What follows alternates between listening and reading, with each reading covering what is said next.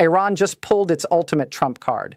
For the Iranian regime, control over the Strait of Hormuz has always been their ace in the hole, and they just played it in a truly devastating fashion. What Iran did was simply unforgivable. 3 large ships were attacked, but in doing so, Iran made a massive mistake. The U.S. revenge for Iran's Hormuz hubris was instant and brutal. Let's begin by detailing Iran's strikes, and we'll get to the retaliation later. On March 11th, The Guardian reported that a trio of merchant vessels had been struck in and around the Strait of Hormuz. One of these carriers absorbed the bulk of the assault, the Thai-registered Mayori Nari, which was hit by what has been described as 2 projectiles of unknown origin. That's a polite way of saying that Iran attacked this bulk carrier, leaving the ship engulfed in flames soon after it departed from a port in the United Arab Emirates. This strike, occurring about 11 nautical miles north of Oman, signaled an end to a 4-day lull in Iran's attacks against commercial shipping in the strait. The Mayor Nari's crew were forced to evacuate their burning ship, though thankfully it appears there were no casualties. The Guardian reports that 20 crew members were immediately evacuated by the Omani Navy, with 3 more staying behind as a skeleton crew on the stricken vessel awaiting a later rescue. That initial attack seemed to spark a small spate of follow-ups, as more unknown projectiles struck other ships in and around the strait. The Japanese container ship One Majesty was hit while sailing about 45 kilometers or 28 miles northwest of Ras Al Khaimah in the UAE. This attack was far less damaging than the one against the Mayori Nari, with the Japanese vessel sustaining only minor damage above the waterline. Still, it sent a clear signal of intent from Iran. They plan to follow through on their threats to attack any commercial vessel attempting to pass through the Strait of Hormuz. Another bolt carrier, the Star Gwyneth, flying under the flag of the Marshall Islands, was also struck about 50 kilometers or 30 miles northwest of Dubai. Damage was caused to the hole in the ship's hold area while it was at anchor, but again, no injuries were reported. This is Iran's wartime strategy. In fact, it's virtually the only one the country has, because the Strait of Hormuz provides Iran with its sole piece of leverage in its ongoing conflict with the U.S. and Israel. These 3 attacks add to at least 11 more that have occurred in the Strait of Hormuz or nearby regions since the war began, Reuters reports.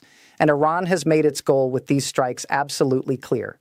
Get ready for oil to be $200 a barrel, declared Blair Ibrahim Zachary, a spokesperson for what remains of the Iranian military command. Because the oil price depends on regional security, which you have destabilized. Indeed, the price of a barrel of oil had previously shot up to $120, though it had stabilized to somewhere in the $90 range amid hopes that the Iran war could end soon. But as we'll soon discover, that end may not come as quickly as many would like. Iran may have another more immediate motivation for attacking these civilian tankers.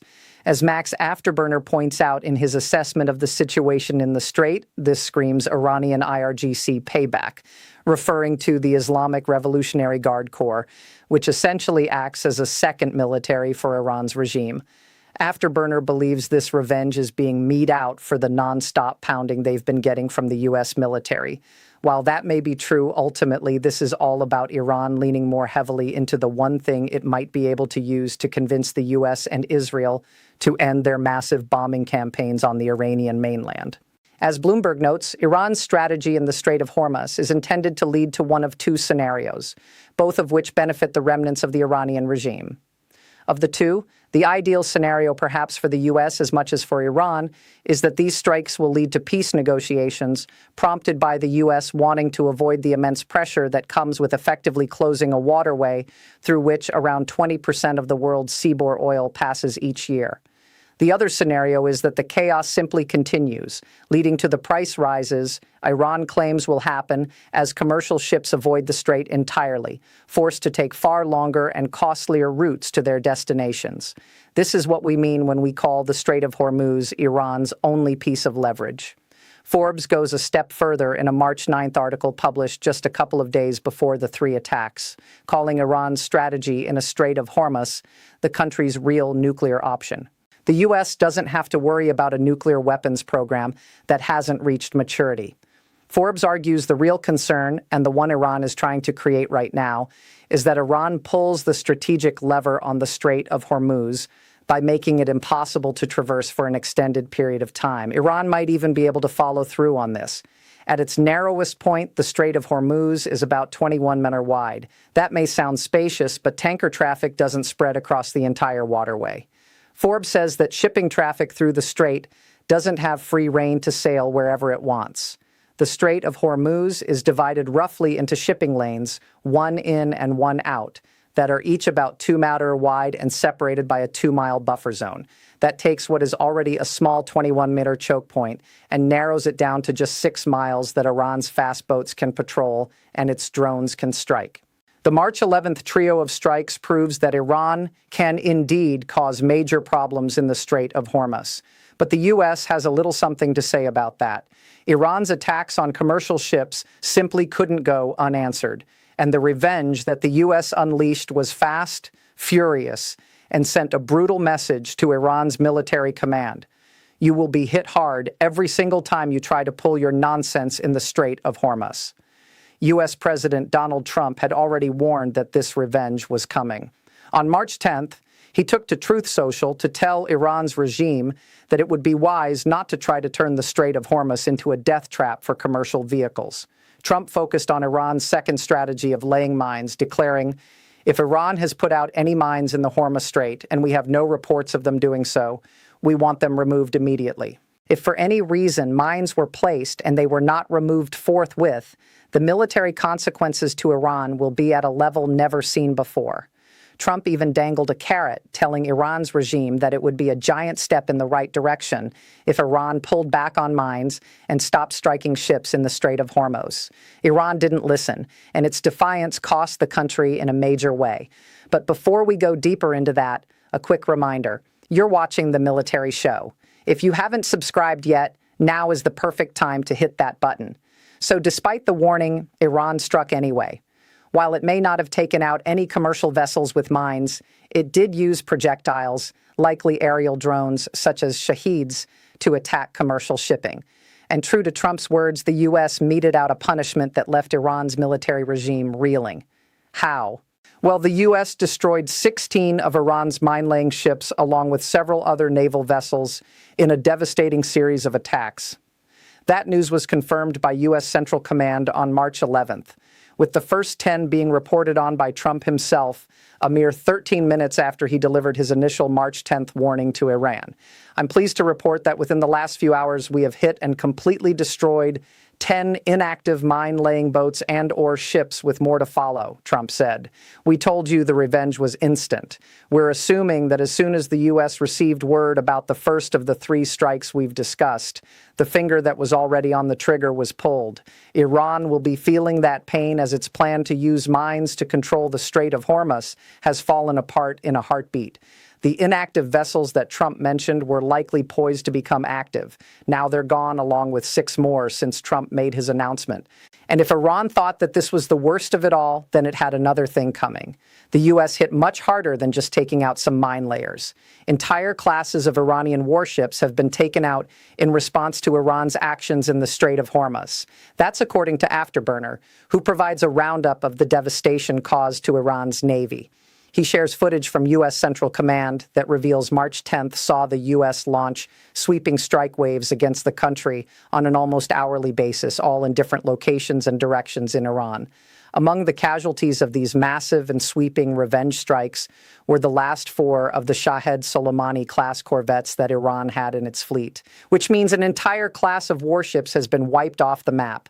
The U.S. is aiming to be unpredictable, dynamic, and decisive with these strikes, and it's working. Iran has no answers. At least the bulk of its warships aren't able to defend themselves against America's superior firepower. And though Iran will be reeling from the U.S. revenge strikes, it does still have options in a Strait of Hormuz that it's going to try to use. Stick with us because we'll be revealing what those options are in just a few minutes. But before we do, it's worth exploring the sheer scale of the U.S. strikes since the war began. After the dust had settled on America's brutal retaliation for Iran's Strait of Hormuz attacks, the numbers started rolling in. The U.S. now claims to have struck over 5,500 targets since it began Operation Epic Fury in late February, with more than 60 of those targets being Iranian warships. A little clarification is needed here. When the U.S. says it hit more than 5,500 targets, that doesn't mean it rattled off 5,500 bombs and missiles. The actual amount of munitions used will be even higher, especially when it comes to Iran's hardened targets, such as underground bunkers, which often need to be hit several times over before they're taken out of the picture.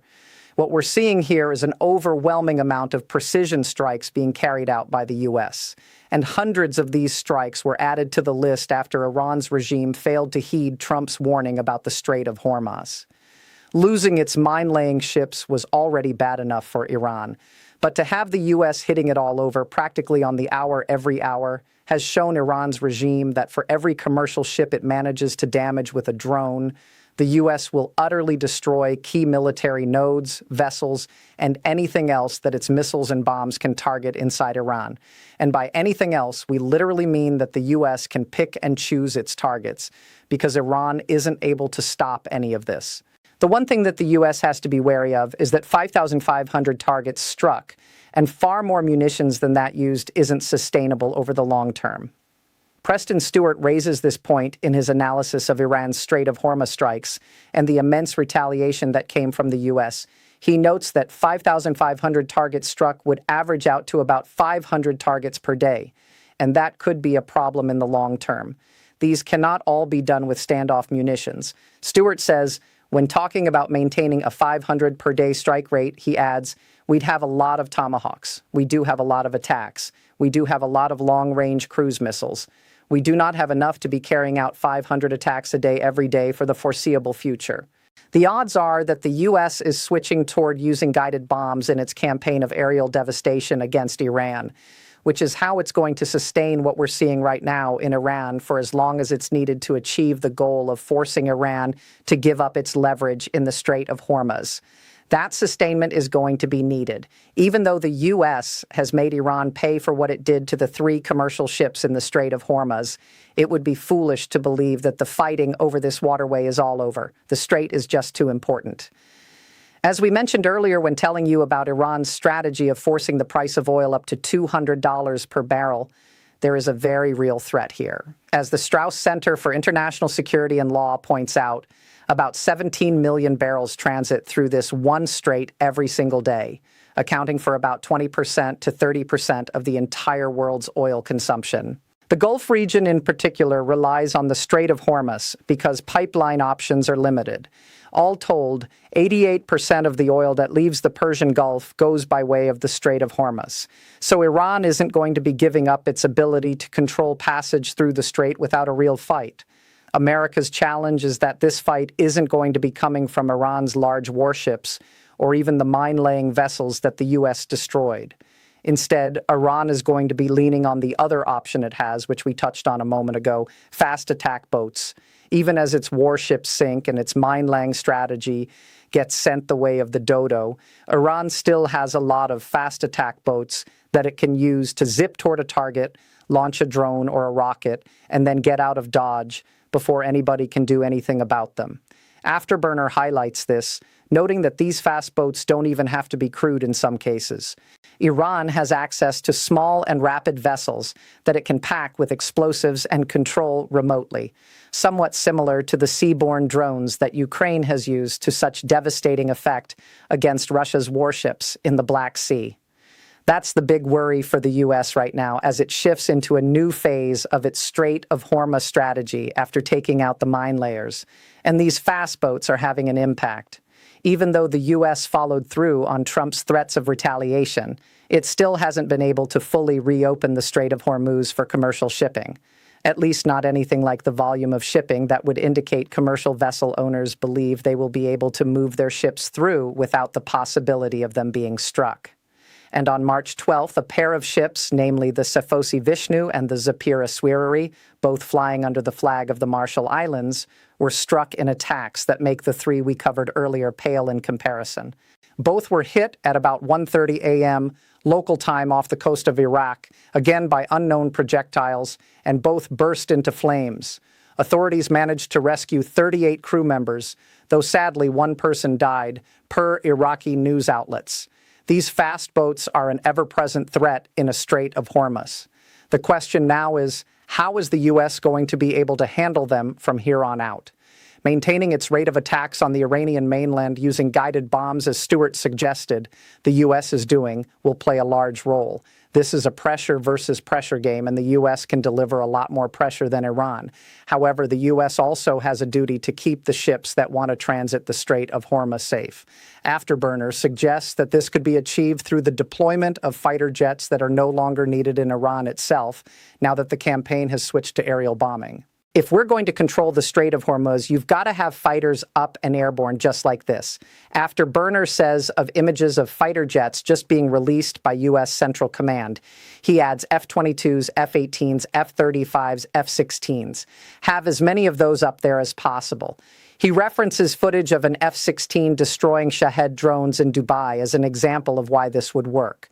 Presumably, the plan would be to maintain constant sorties over the Strait of Hormuz, perhaps with some tinkers being accompanied by fighter jets so that anything that attempts to attack by air or sea will be taken out before it manages to strike.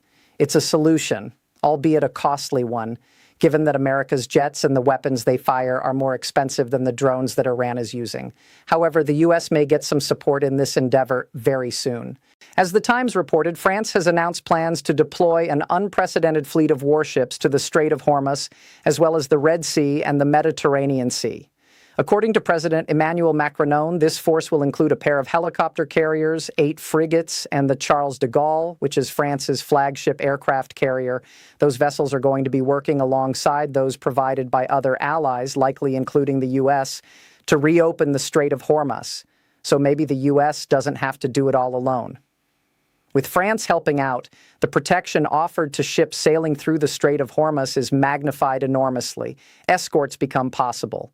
Warships can sail alongside commercial vessels, utilizing electronic warfare and their vast array of weaponry to take out Iran's fast boats and other projectiles. It may not be the perfect solution, but what this does is strip away the bulk of the last bit of leverage that Iran has against the U.S. and the rest of the world. If Iran's plan is to make oil cost $200 per barrel, the allies arriving in the Strait of Hormuz is the counterplan.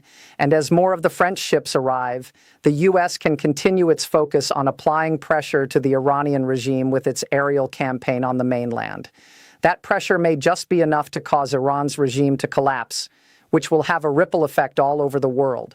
One man who will feel the impact, perhaps more than anybody outside of Iran itself, is Vladimir Putin. The collapse of Iran's regime puts an end to Putin's Middle East ambitions, and you can find out why if you watch our video. And if you enjoyed this video, make sure you're subscribed to Brief Updates so you get more analysis of everything that's happening during Operation Epic Fury. As always, thank you for watching.